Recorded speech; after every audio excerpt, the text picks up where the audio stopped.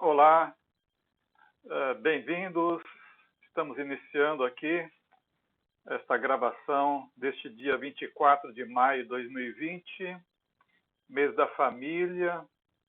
E como estávamos em quarentena, eu fiquei sempre conectando os 40 dias de Jesus após o domingo de Páscoa, e que nesta semana ocorreu, portanto, neste dia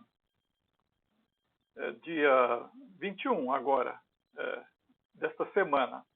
Eu quero falar sobre Jesus Todo-Poderoso, está no trono, e como ele faz também uma mudança e uma transformação abençoadora na família, considerando Jesus como de fato é, o Senhor Todo-Poderoso. Então, estamos contando que Jesus passou os 40 dias na Terra, e após os 40 dias na Terra, ele então assuntou ao céu, né? Subiu aos céus. E essa semana, achei interessante que em São Paulo eles fizeram antecipação de alguns feriados.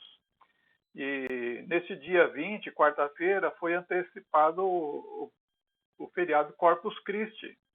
Corpus Christi é uma comemoração católica que entrou para o calendário eclesiástico da Igreja Católica no século XIII. E é para os católicos o sacramento da Eucaristia, que significa uma homenagem à Eucaristia, o que nós chamamos, nós os crentes, a celebração da Ceia do Senhor. E isso para a Igreja Católica é um sacramento. Sacramento porque faz parte do processo da salvação. Nós sabemos que sacramentos não salvam. Quem salva é Jesus, através do seu sangue vertido na cruz. E por isso, na crença católica, o elemento da transubstanciação, que após a bênção do sacerdote, a hóstia, o pão, se transforma literalmente em corpo de Jesus e o vinho em sangue de Jesus. Nós, evangélicos, sabemos que não se transforma, embora algumas igrejas evangélicas acreditam até na consubstanciação, ou na presença mística de Jesus nos elementos. Nós batistas, em particular, e alguns grupos protestantes, sabemos que é apenas um memorial. O pão continua sendo pão, o vinho continua sendo vinho, aquilo é uma memória que se faz em homenagem a Jesus. Como ele diz, fazer isso em memória de mim. Pois bem, então o corpo de Jesus ressuscitado, né? Depois de 40 dias, ele foi para o céu, ele foi elevado ao céu. Mas antes disso, só para a gente relembrar rapidamente, Tomé viu o corpo de Jesus, né? Aquele corpo que nasceu do ventre da jovem Maria, quando era virgem, diz Mateus capítulo 1, nascimento concebido pelo Espírito Santo, né? O chamado Deus Emanuel, que era o cumprimento de Isaías capítulo 7, 14, a virgem conceberá. De fato, Jesus nasceu no estado virginal de Maria, e tudo que eu estava pregando, ensinando este mês, esses 40 dias a respeito da ressurreição de Jesus, e Jesus ter sido visto pelas pessoas, eu quero chamar a atenção que Tomé, a gente muitas vezes fala da dúvida de Tomé, mas em João capítulo 20, versículo 26 a 29, fala quando Jesus se apresentou a Tomé. Eu quero destacar que Tomé disse, Senhor meu e Deus meu. Tomé reconheceu que era Jesus, homem, né? Filho de Deus, mas não só homem, que Jesus era Deus, e por isso ele chama Deus meu. Ele creu em Jesus como Senhor e como Deus. E relembrar também que aqueles 500 discípulos que viram Jesus lá no Monte da Galileia, Mateus capítulo 28, diz que eles adoraram a Jesus quando viram a Jesus. Então eles adoraram por quê? Porque Jesus é Deus. E Jesus foi visto, e assim eles podiam contemplar Jesus pela fé, mas não só pela fé, eles podiam ver Jesus ressuscitado lá. E também, quando Jesus, antes de subir aos céus, lá em Betânia, Lucas capítulo 24, versículos 50 a 52, diz que eles adoraram a Jesus. Versículo 52 diz: e então Jesus foi elevado ao céu, foi elevado ao seu trono, assumiu o seu trono de glória lá no céu.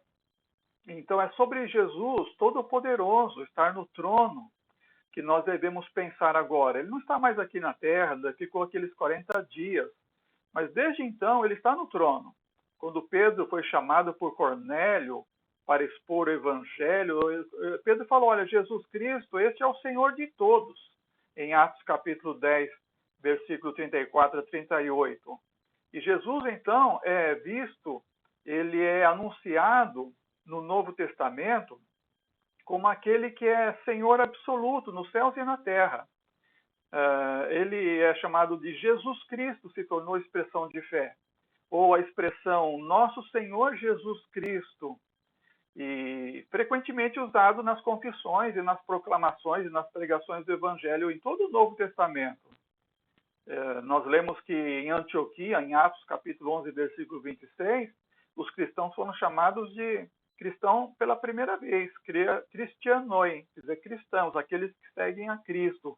Paulo exclusivamente cunhou o termo Cristo, não como título, mas como nome próprio, sempre apresentando o Senhor Jesus Cristo. E Paulo foi quem mais elaborou e trouxe entendimento a respeito do Senhor Jesus Cristo, como assumindo o seu reino messiânico. Por isso, não como monarca terrestre, como muitas pessoas pensaram, mas como Senhor ressuscitado e glorificado no céu. Então, ele, segundo o apóstolo Paulo, Romanos 8:34, ele está no trono, ele foi elevado aos céus e está à direita de Deus, e está intercedendo por nós lá no céu. Também, escrevendo aos Colossenses, capítulo 3, versículo 1, o apóstolo Paulo dizia aos cristãos em Colossos: olha, Jesus ressuscitou, então busquem as coisas que estão de cima, as coisas que estão onde Cristo está sentado à destra de Deus. E também em 1 Coríntios capítulo 15, versículo 25, quando o apóstolo Paulo escreve que Jesus está reinando, está como rei, ele realmente está reinando. E diz ele no verso 25, convém que reine até que haja posto a todos os inimigos debaixo de seus pés. E o último inimigo a ser aniquilado é a morte, diz o verso 26. Então, os inimigos são não os reinos deste mundo, mas são poderes invisíveis, espirituais, como o diabo, seus anjos e as suas articulações desse mundo para prender os homens, como diz Paulo, cegando, não dando entendimento, e eles estão cegos, sem entendimento, estão seguindo e servindo os poderes da terra e não compreendem que Jesus está no trono, que Jesus é o Rei absoluto, e reina nos céus e na terra. Por isso Paulo diz que Jesus vai reinar, até que o último inimigo seja aniquilado. O último inimigo é a morte, que todos nós aqui no mundo temos certeza, que é uma coisa que é uma realidade que ninguém escapa dela.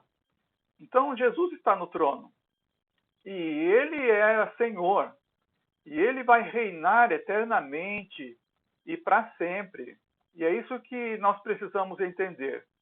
Jesus Cristo é o Senhor dos vivos e dos mortos, porque a palavra de Deus diz que ele está reinando, diz em Romanos capítulo 14, versículo 9, para isto que Cristo morreu e ressurgiu e tornou a viver para ser Senhor, ou seja, para reinar, ser Senhor tanto dos mortos como dos vivos. Por isso, as pessoas que aqui estão no mundo precisam se preocupar. Elas precisam parar para pensar. Não basta viver essa vida despreocupadamente, como se não fosse existir o dia do juízo. Cristo assumiu o seu reino e as pessoas precisam ingressar nesse reino através da confissão. Paulo, escrevendo aos Romanos, diz: a saber se com a tua boca confessares ao Senhor Jesus e em teu coração creres que Deus o ressuscitou dentre os mortos, será salvo. As pessoas ingressavam na comunhão da igreja, a comunhão dos salvos, através da confissão. Elas confessavam com a sua boca que Jesus Cristo é o Senhor?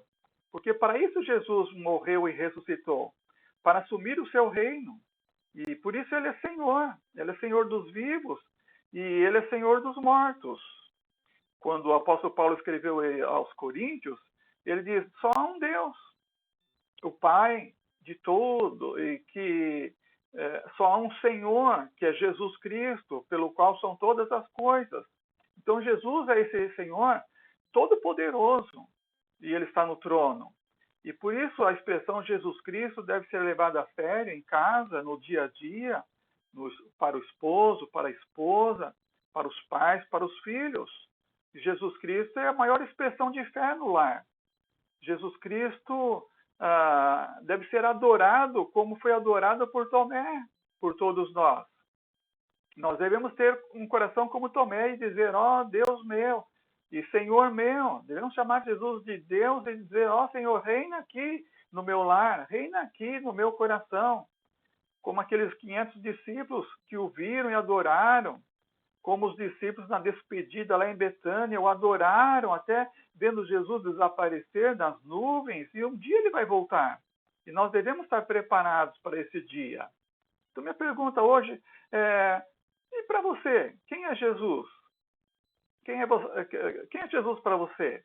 Olha, se Jesus não é Senhor da sua vida, se ele não está no trono do seu coração, significa que na família não há uma compatibilidade, não há uma harmonia.